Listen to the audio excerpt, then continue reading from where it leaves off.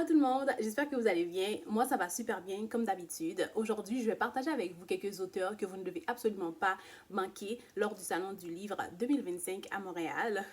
J'ai été l'année passée, j'ai eu beaucoup de plaisir, j'ai rencontré des auteurs, j'ai pu discuter avec eux. Je trouve que c'est une excellente idée de rencontrer les gens en fait qui nous font rêver tout au long de l'année et on a la chance et l'opportunité de les rencontrer. Donc je partage avec vous quelques auteurs, il y en a beaucoup. Je vais faire mon possible en fait pour ne pas avoir un clip trop long parce que je déteste les clips trop longs. Cette année, j'ai décidé aussi de participer à quelques activités qu'il y aura dans les librairies un petit peu partout en ville. Donc je vais vlogger tout ça. Mais pour l'instant, je vais partager avec vous quelques auteurs. OK?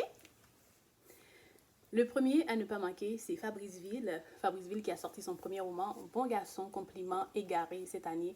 J'ai adoré cette lecture. C'est un roman dans lequel il aborde les thèmes tels que le racisme et la discrimination. Il parle beaucoup de sa famille. J'ai adoré ce livre parce qu'il m'a fait penser à Richard White et son roman Black Boy, qui est un de mes romans préférés. Donc si vous avez la chance d'aller le rencontrer au Salon du Livre, croyez-moi, vous n'allez pas le regretter. Deuxième auteur à ne pas manquer, c'est Marie-Célie Agnan. Alors si vous avez la chance d'aller la rencontrer, Marie-Célie Agnan est une de mes auteurs préférées. Elle a écrit un recueil que j'adore, que je lis à chaque fois. C'est Femmes de terre brûlée, avec beaucoup de beaux textes. C'est un recueil qui me parle beaucoup. Il y a aussi La dot de Sarah. Allez la rencontrer, car elle sera au Salon du Livre.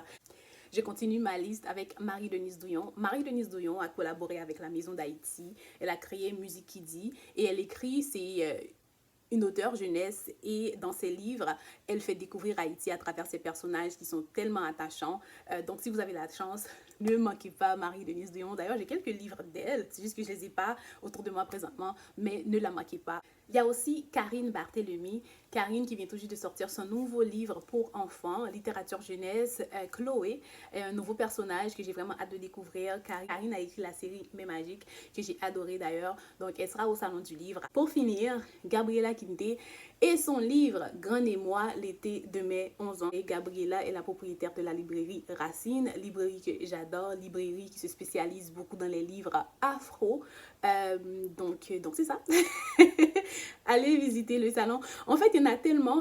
Je n'ai choisi que 5 parce que je vous l'ai dit, je n'aime pas avoir des clips trop longs. Mais je mets tout ça pour dire, allez dans le salon du livre. Je trouve que c'est un événement superbe où est-ce que tous les amoureux de la littérature se rencontrent. Allez rencontrer vos auteurs, allez découvrir des nouvelles auteurs. Et si vous avez la chance, ne manquez pas Mosaïque culturelle qui a beaucoup d'auteurs issus de la diversité. Ne manquez pas ma maison d'édition préférée, Planète Rebelle. Planète Rebelle car c'est une maison qui publie uniquement des contes et moi je suis fan de contes, donc des contes pour adultes et des contes pour enfants.